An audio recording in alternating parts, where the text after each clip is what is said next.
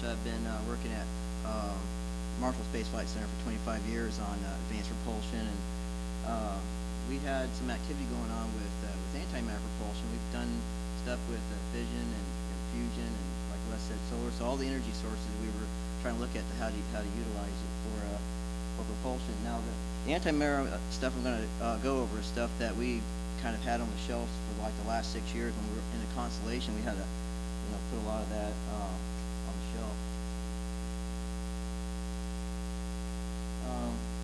Now it's here a little late, so I don't know. There may be some charts I'm putting up that you all have seen already, but the distances I've seen some have identified how many AUs it takes to get to Alpha Centauri, which is like 4.3 light years away.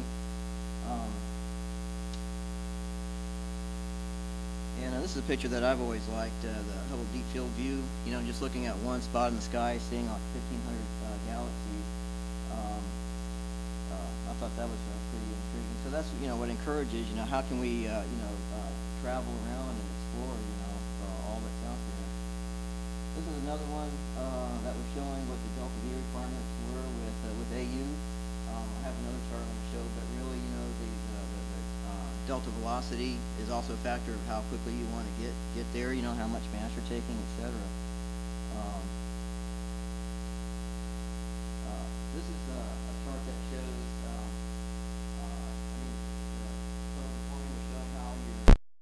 affected by the specific impulse and the change in mass, and also what was stated was the amount of chemical propellant that's needed for like an Alpha Centauri mission. So that's this line over here.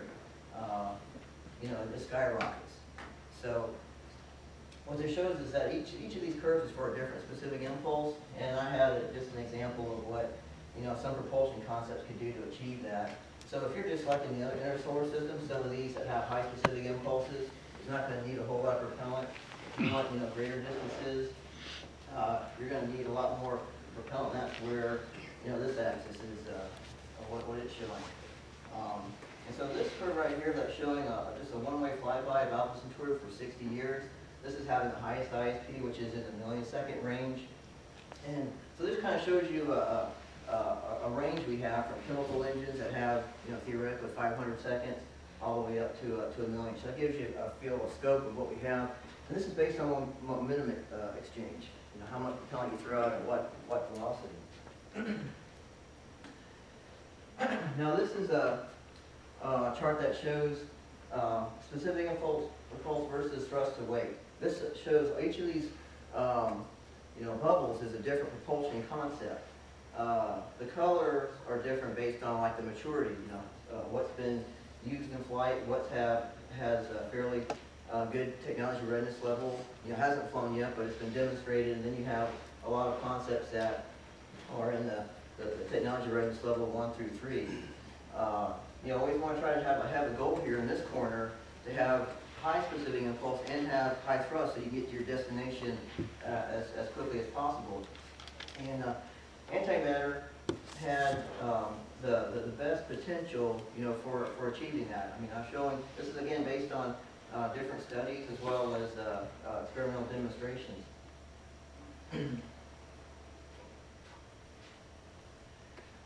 Okay, and also what's shown is it takes energy to go from one point to another. How much you have for your chemical energy release versus the antimatter. Now this is a proton-antiproton annihilation that has about 1,000 times greater than fission and fusion. And then at the fusion, we were always looking at deuterium because it was easier to acquire. In fact, I was getting it from a welding shop for a lot of our experiments. And so all these energy sources, how they compare. So, but this one had the highest potential. So again, we were trying to, in the past, look at the far edge of our boundaries in physics. And this is just another example how much energy you get. This is like 1 gram, equivalent to 23 external tanks of the space shuttle. So there's a lot of potent energy there. I think, like I said, you've seen charts before. What is antimatter? We were focusing more on antiprotons. There's positrons, but we were kind of looking at the antiprotons because it has a higher rest mass and higher potential, and plus we had a goal of trying to get into the anti-hydrogen too. When you're at low energy, low temperature, there's all kind of possibilities there. And this is, we have proton, anti-proton annihilation, the first phase. I mean, eventually it all decays down. But we were more interested in the first level, where you have these pions. Some are positive, some are negative, some are neutral. But they existed for so many nanoseconds, and this gets to one of the concepts for propulsion, where if it exchanges momentum to your vehicle control line, in other words, once it leaves your vehicle control line, there's no much, whatever happens to that propellant is not going to affect your vehicle. So if it decays down after it's already exchanged your momentum, then that's the approach that we were looking at. And then this is a picture down here that shows an annihilation that took place, seeing the pions splitting apart there. Okay, now propulsion concepts, there's different ones. Solid core, this is where you use the annihilation energy to heat a heat exchanger, and then you have your propellant flow through it. You see 1,000 seconds, that's based on using hydrogen. That's propellant because it has low molecular weight. If you get into higher molecular weight propellants, that ISP starts to drop. Can somebody give me a water bottle or something like that? Thank you. There's gas core. That's where you can exchange your energy in a gas, have it in your thrust chamber, and then let the again hydrogen flow around it and come out. So all your nuclear reactions take place there, and you get like 2,000 seconds. So the limits you have here is your melting temperature of your material, because it is a heat exchanger. So you're not going to get much higher than that.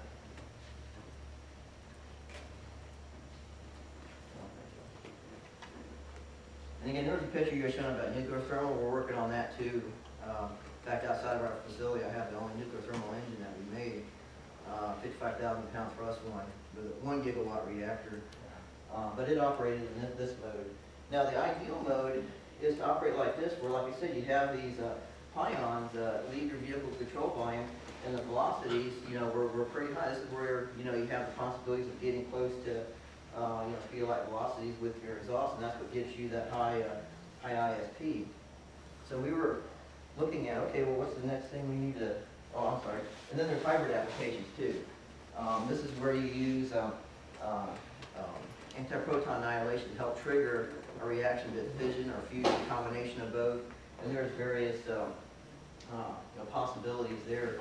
The one thing that was realizing was that if you shoot anti-proton at a material, it doesn't annihilate instantly. It has so much kinetic energy, it's got to slow down, and then when it gets captured into the atom, that's when it annihilates. And they were looking at using that for medical applications, for treatment, deep down in the brain or elsewhere, to have it control the kinetic energy so it stops in the target that you want to treat. So you can use that same technique on pellets based on the material that's there, how much kinetic energy is that anti-proton beam going to need to penetrate the material before it slows down and annihilates in the region that you want. Okay, so we wanted to get some experience with handling and storing antimatter, get an estimate on the cost, what's it going to take to do this, and do some small-scale annihilation experiments to validate a lot of these studies.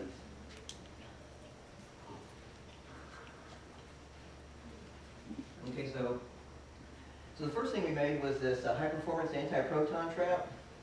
I've got other pictures of it, but this is pretty much the backbone of the system, where you have a cloud of antiprotons stored in this section.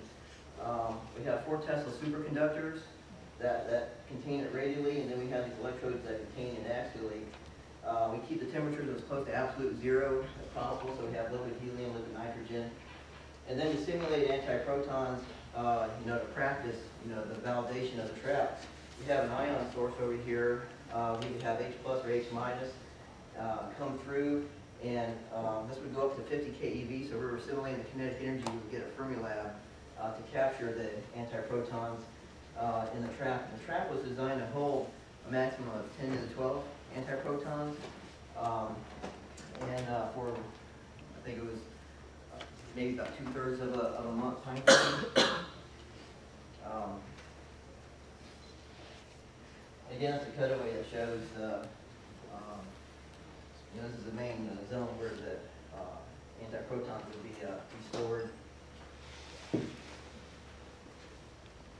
Okay, this shows the picture of the system. This is the ion source over here. This is a snout beamline that has these INSO lenses to help focus and guide it into the trap. And again, for storage, you don't want any residual gas, so we were getting down to kind of like 10⁻12. And the trick to use there is you have these super cold walls, and that helps you keep that temperature down and the pressure as well.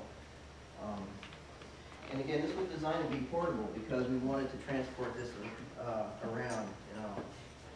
See what we were doing there.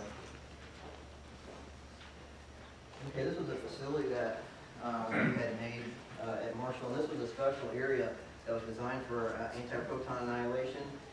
And we were having an 18-wheel trailer that was pulling into the back here, special fenced-off section, to do annihilation test in this room at the same time to practice with anti-hydrogen production.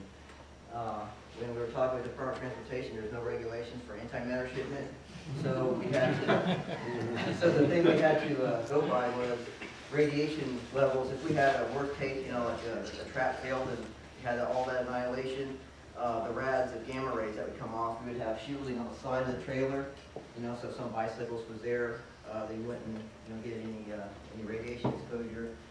And if we had like 10 to 10 quantity in the trap, the energy equivalent to that is a 60-watt light bulb for half a second. So it's not like it's going to explode, with the quantities that we're going to transport.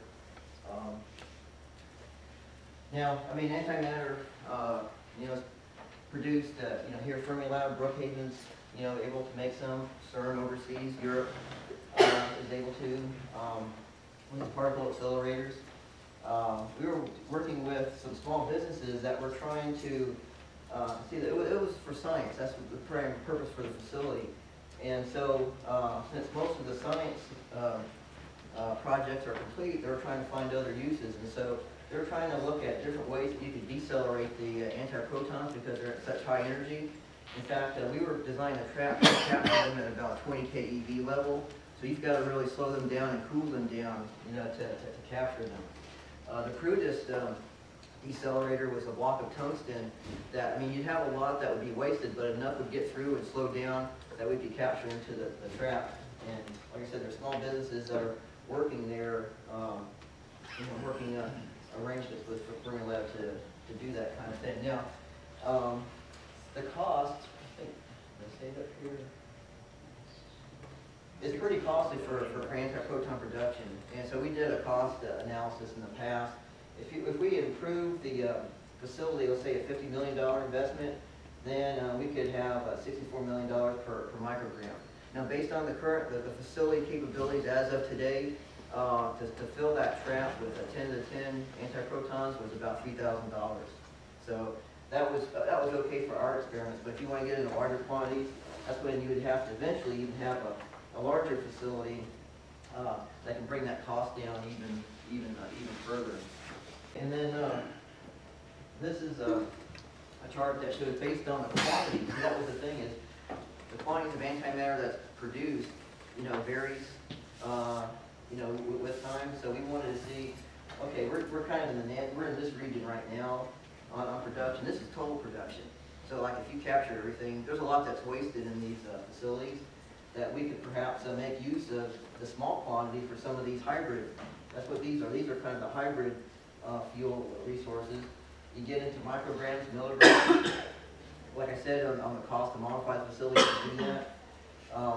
But eventually, if we could have, kilograms, to metric tons, this is what I was working with Les on a long time ago, then you can have just 100% antiproton beam, for your high velocity, or your high ISP, and that's what you can get into real good interstellar travel there. So that's what this chart was for. It's just based on the quantity of antimatter you have, how can you best use it. And so, based on the limitations, you can focus right up front on some of these hybrids, and then as the production of antiprotons improves, then you can use more and more of it. But like I said, the shipping of it is a little tricky because of the radiation release. So when you get into larger quantities, you have more difficulty there. And also let you all know, when I work on fission engines, nuclear thermal engines, the quantities that we need in one engine of highly enriched uranium-235 is category 9. So national security coverage, because there's wrongful uses, of the material. So the coverage, the guarding of it becomes more of an issue. So what I was thinking of over the years, maybe some of you have saw something like this too, is if we do have a more efficient way of producing large quantities, because it is so hazardous and needs security, perhaps a facility on the moon. Another reason to go to the moon is to produce large quantities there. You're in a vacuum, low temperatures, and you can use solar power or other nuclear resources there to do that. Seems to be best that way. The security parts, and you're going to use it for an interstellar flight anyway, so might as well have it already up there to use. So you don't have to worry about all the failures of transporting it up and all that kind of stuff. And the other thing we can do up front is you can just go to kernel level units, high energy, slow it down and maybe just do some annihilation experiments directly with the beam that's operating right now. I think that was about all that I had. Any questions? That's what I'm thinking. A production facility on the moon would be excellent. And plus, there's helium-3 on the moon. I mean, it just seems like there's a lot of good uses for propulsion. In all tests, some of these ion thrusters, electron propulsion, they have to have these big vacuum chambers, and you can't have too high a plasma open cycle run before the chamber pressure gets too high and you start diffusing your plasma. But if you're on the moon, just set it outside, the thrust isn't high enough, it ain't going to go anywhere. Just have all kinds of engines on the moon's surface just firing, and you just go walk around and check it out. It just seems like that there's a lot of good uses of that helps us mature these propulsion. Again, I've been on this for 25 years, and I've seen lots of hurdles, and there's still a long ways to go, especially the nuclear. But the antimatter is the ultimate energy source. I think everybody agrees to that. And I want to keep my eyes open too on this dark matter. There may be some other resources we could use out there too. But as of right now, we know the physics of this. And again, anti-hydrogen, we can make large quantities of that. That trap that we made was just for antiprotons, and it has a limit on how many you can store in there, that Rheon limit. But if you started making anti-hydrogen, you can store larger quantities, and then how do you extract the antimatter off of? You have a chunk of, just ice of anti-hydrogen. How do you vaporize the outer surface and extract it from your resource, your reserve, for your propulsion system? So there's a lot. There's still a lot that you can do there. Any other questions?